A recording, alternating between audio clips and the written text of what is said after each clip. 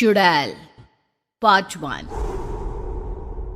ऊंची ऊंची पहाड़ियों और घने जंगल से घिरा हुआ भैरवगढ़ गांव काली पहाड़ी के ठीक पीछे था। काली पहाड़ी यानी मौत का घर। भैरवगढ़ गांव तक पहुंचने का रास्ता बेहद दुर्गम था। लगभग 24 घंटे घने तूफान और तेज हवाओं की वजह से वहां के वीराने माहौल की कहानियां लोगों के दिलों को दहला देती थी। ऐसे बहुत कम लोग थे जो भैरवगढ़ गांव तक जाने की हिम्मत करते थे।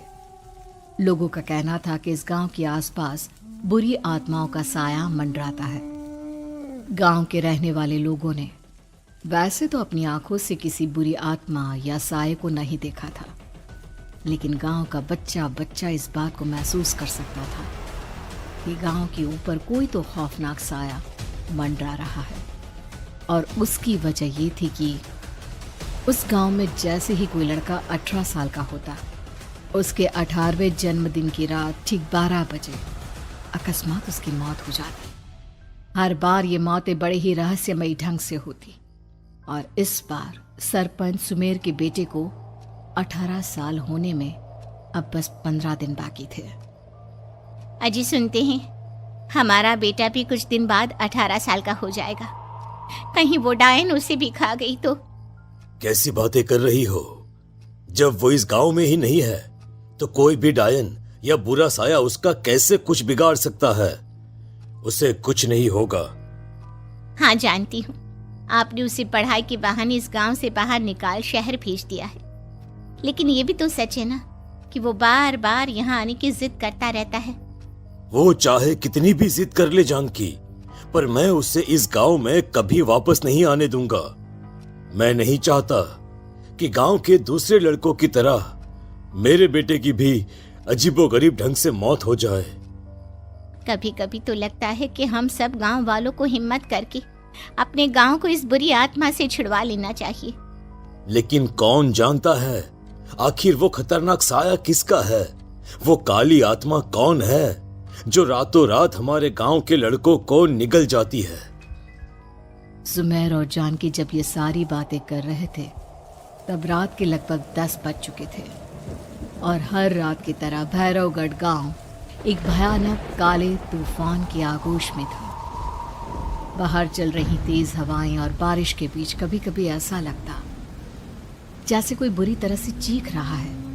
किसी के तड़पने और चीखने की आवाजें गांव के कानों में बार बार टकराती, पर वहां रहने वाले किसी भी औरत या आदमी के अंदर इतना साहस नहीं था कि वो अपने घर से बाहर कदम रख के उन आवाजों तक पहुंच सके।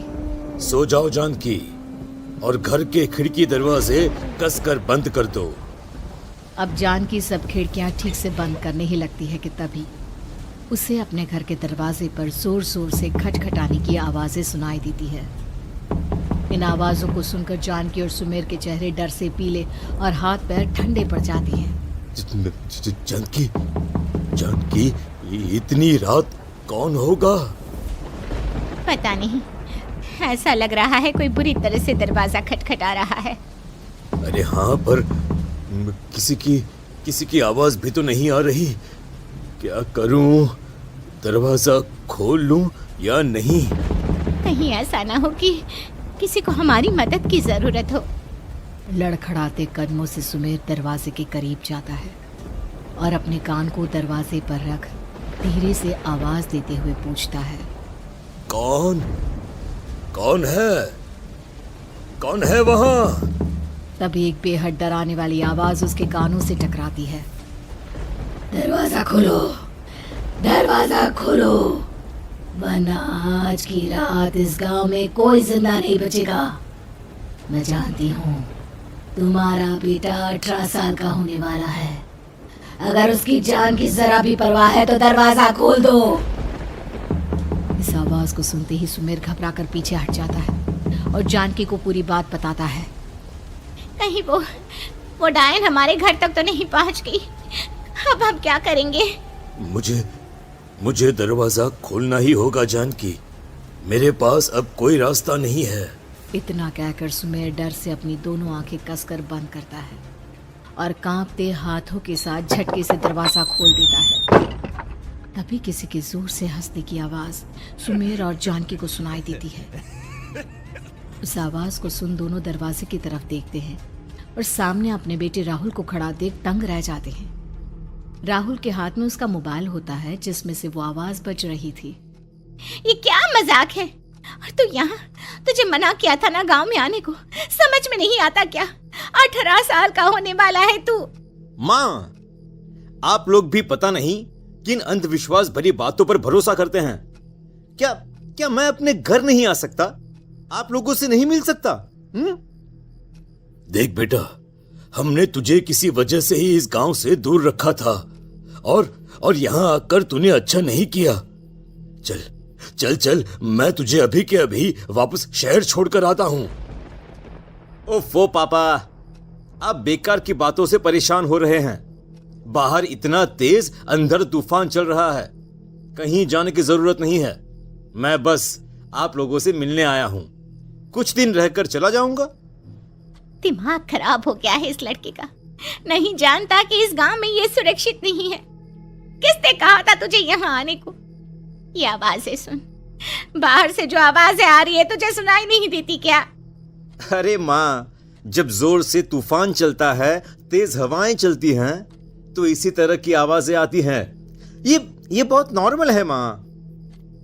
नॉर्मल होगी तेरे लिए बेटा। 4 दिन शहर में पढ़कर आया है तो अपने माँ बाप की बात नहीं मान सकता।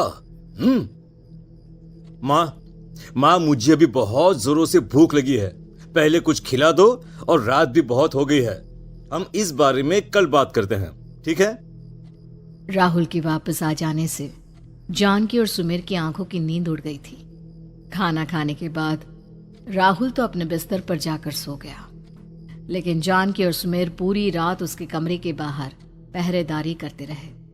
उन्हें पल पल इसी बात का डर था कि कहीं उनके बेटे को कुछ हो ना जाए। रात बीतती है, सुबह का सूरज निकलता है। अब जैसे ही वो राहुल को नींद से जागते देखते हैं तो उन दोनों के दिल को सुकून मिलता है।